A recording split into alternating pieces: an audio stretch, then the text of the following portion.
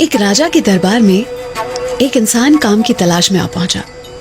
अनजान इंसान था जिसने ये दावा किया राजा के दरबार में कि अपनी बुद्धि से किसी भी पहेली, किसी भी गुत्थी का वो हल ढूंढ निकालेगा। राजा ने मान लिया, कहा ठीक है। अब घोड़े का जो अस्तबल था वहां का उसे अधिकारी बना दिया, वहां की देखरेख करता वो। और राजा ने कुछ दिनों बाद सोचा कि शेखियां बगा रहा था, उसे पूछे। तो अपने सबसे कीमती घोड़े के बारे में पूछा, उसकी राय जाननी चाहिए। उस इंसान ने कहा कि यह घोड़ा असली नहीं है। राजा ने उस बात को सही मानते हुए जब छानबीन की तो पता चला घोड़े की मां उसे जन्म देते ही चल बसी थी। वो घोड़ा गाय का दूध पीकर बड़ा हुआ था। जब ये बात असली निकली तो राजा इस इंसान के पास पहुंचा और कहा कि तुम्हें कैसे पता चला? उस इंसान ने कहा कि मैंने देखा हर बार हर घोड़ा घास खाते हुए मुंह उठा के चबाता, लेकिन ये घोड़ा घास खाते हुए गाय की तरह मुंह नीचे करके चबाता। राजा इसके जवाब से और ये जिस तरह से गुत्थी को हल कर रहा था बड़ा खुश हुआ।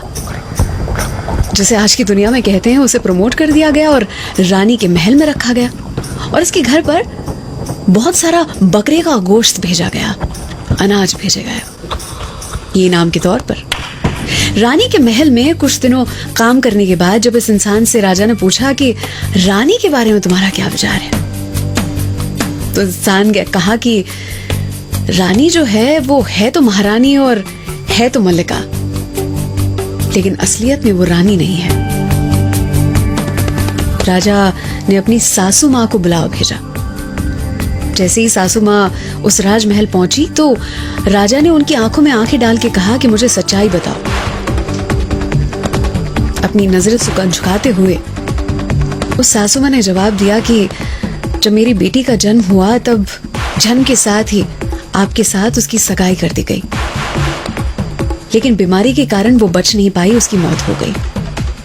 हमने वचन दिया था तो हमने किसी और ही बच्ची को गोद ले लिया और आज वो आपकी महारानी है।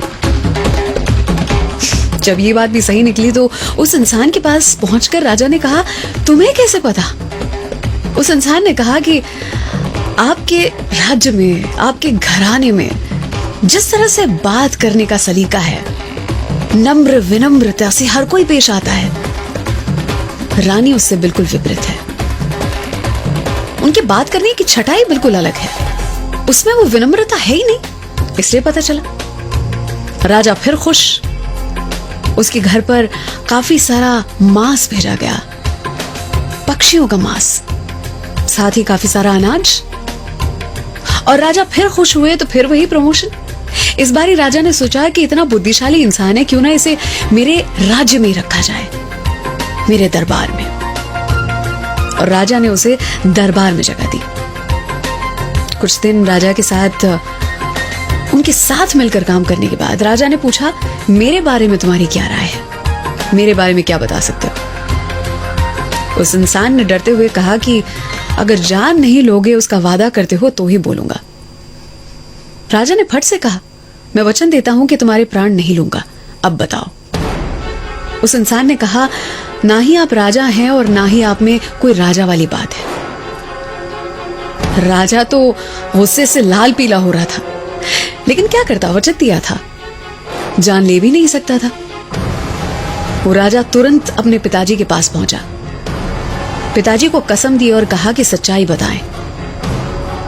तब राजा के पिता ने कहा कि बेटा, हमारे भाग्य में पुत्र का सुख लिखा ही नहीं था और हमारे सामने ही एक हमारे राज्य में काम करने वाला कसाई मर गया।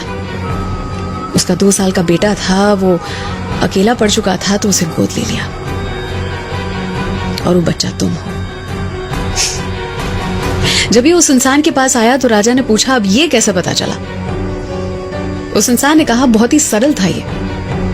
अगर आप राजा होते तो आप हीरा मोहरे, सोना मोहरे या फिर कुछ चांदी के सिक्के यही इनाम पर देते, पर आपने हमेशा मेरे घर पर बकरे का गोश्त और पक्षियों का मांस ही भेजा। वो कहते हैं ना किसी इंसान की सच्चाई के बारे में पता भी हो तो दुनिया को कभी न बताना। वो किसी न किसी दिन अपनी सच्चाई का पर्चा दे देगा दुनिया को।